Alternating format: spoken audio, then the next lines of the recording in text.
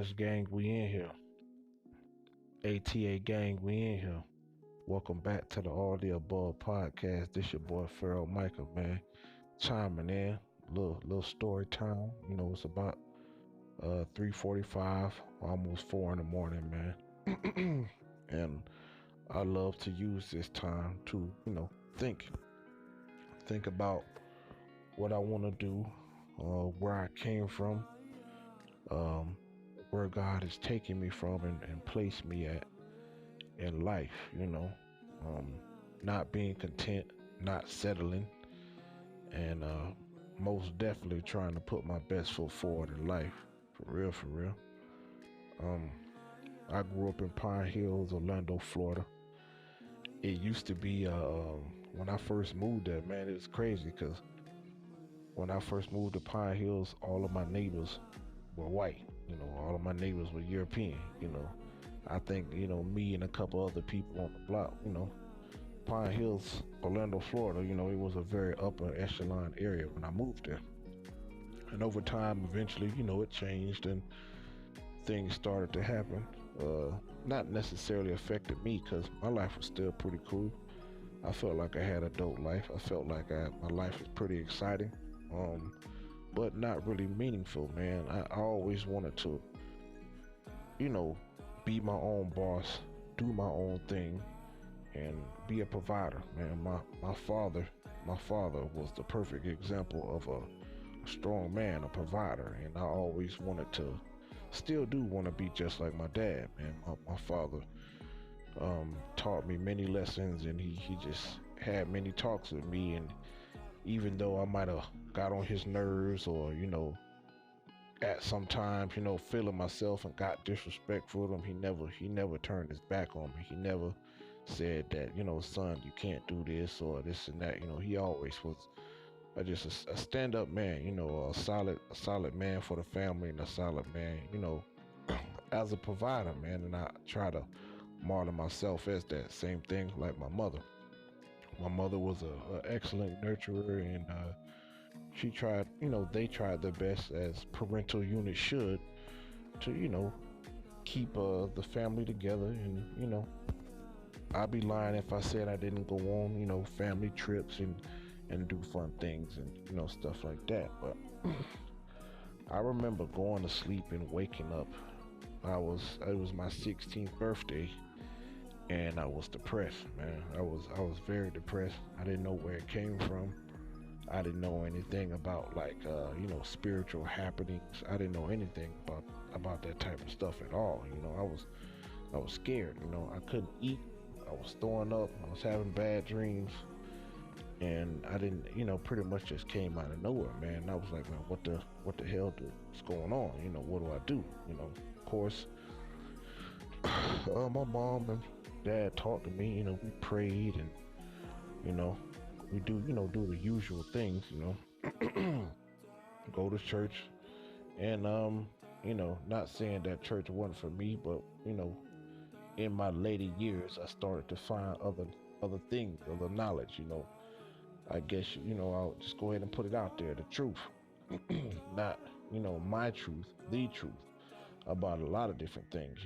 So if you see certain signs and symbols pop up, I begin to study.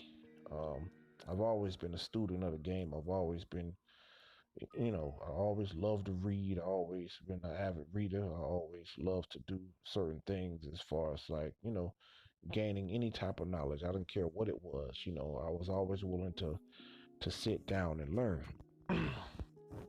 So I remember I was dating my first girlfriend, Bianca Haynes at the time, and I remember her just being there for me. I remember her just, you know, being there, and she was so fine. I almost didn't, couldn't believe that I got her.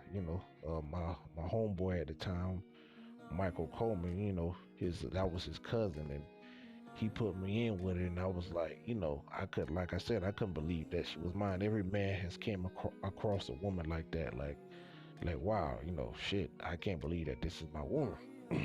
And I didn't really get much attention as far as like, girls is concerned, when I was in middle school, you know how kids are, I guess like I don't know.